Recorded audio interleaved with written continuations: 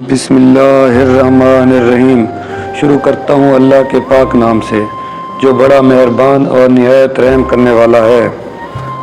اگر آپ پھلوں کے شوقین ہیں تو پھلوں کا بادشاہ آم آپ نے لازمی کھایا ہوگا۔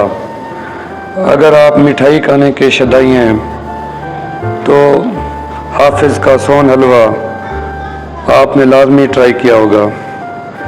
اسی طرح اگر آپ ایک خاتون ہیں تو حسن کو دوبالا کرنے والی ملتانی مٹی سے آپ واقف ہوں گی۔ میری اس تمہید سے آپ اندازہ لگا چکے ہوں گے کہ آج ہم آپ کو کس شہر کی سیر کرانے جا رہے ہیں اور اس کے متعلق عام معلومات دینے جا رہے ہیں۔ تو آپ بالکل ٹھیک سمجھے، آج ہم آپ کو شہر اولیاء، دنیا کا ایک قدیم ترین شہر ملتان، اس کی ہسٹری بتانے والے ہیں اور اس کے متعلق اہم معلومات دینے والے ہیں۔ میں ہوں محمد اکبر اور میرے ساتھ ہیں ملک زبیر۔ ویلکم کرتے ہیں آپ کو اپنے چینل HS ڈریمز کے اندر۔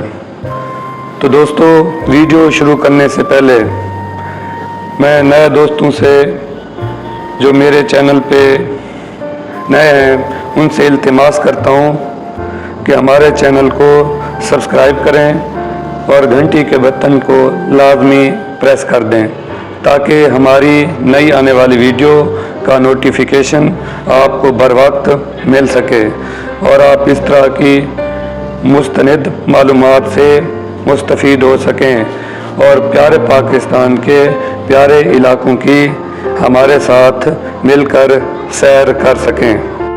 ملتان دنیا کا قدیم ترین شہر ہے۔ اس کی تاریخ 5000 سال پرانی ہے۔ ملتان دریائے چناب کے کنارے واقع پنجاب کا اہم شہر ہے۔ پہلے ملتان کا جو نام ہے اس کی تاریخ دانوں کے مطابق 5000 سال قبل مالی قبیلہ آ کر یہاں پر آباد ہوا تو انہوں نے اس جگہ کا نام مالی استھان رکھا۔ استھان کا مطلب ہے رہنے کی جگہ، تو مالی استھان سے ملتان بنا اور یہ اس میں مختلف وقت کے ساتھ تبدیلیاں آتی گئیں اور اب بالآخر یہ ملتان بن گیا۔ ملتان پاکستان کا 5واں بڑا شہر ہے اور اس کی آبادی تقریباً 40 لاکھ ہے۔ زیادہ تر لوگ سرائکی بولتے ہیں، اس کے علاوہ اردو اور پنجابی بولنے والے بھی موجود ہیں۔ اس کے مشرق میں ریاڑی، مشرق جنوب میں لودھراں، مغرب میں مظفر گڑھ جبکہ شمال میں خانے وال واقع ہے۔ اس کا کل رقبہ 1020 مربع کلومیٹر ہے۔ ملتان کی کل 4 تحصیلیں ہیں: ملتان صدر، ملتان سٹی، جلال پور پیروالا اور شجاع آباد۔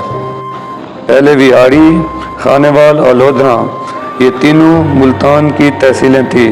ویہاڑی کو 1976 میں، خانے وال کو 1985 میں جبکہ لودھراں کو 1991 میں علیحدہ ڈسٹرکٹ کا درجہ دیا گیا۔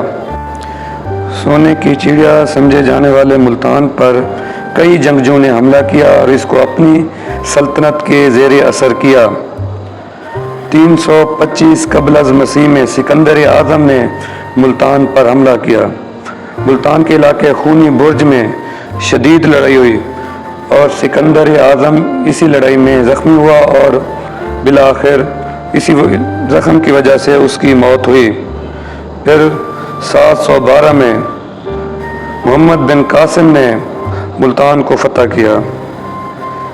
پھر 1004 عیسوی میں سلطان محمود غزنوی نے اس کو فتح کیا۔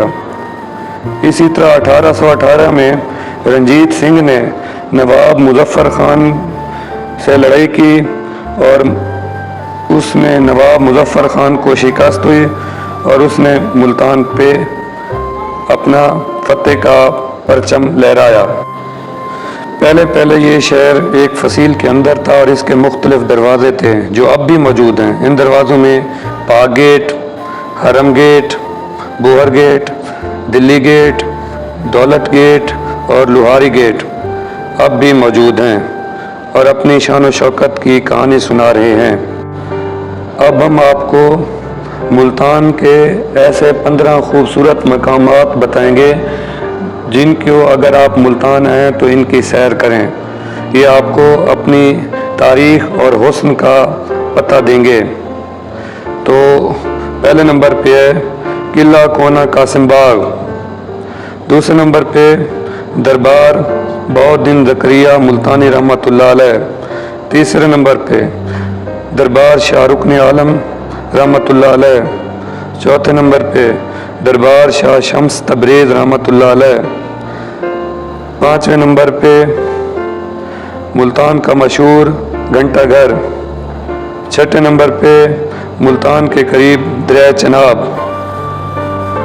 ساتویں نمبر پہ دربار یوسف شاہ گردیر، آٹھویں نمبر پہ دربار بی بی پاک دامن، نویں نمبر پہ خونی برج، نمبر 10 ملتان کی مشہور عسکری جھیل جسے چمنزار بھی کہا جاتا ہے،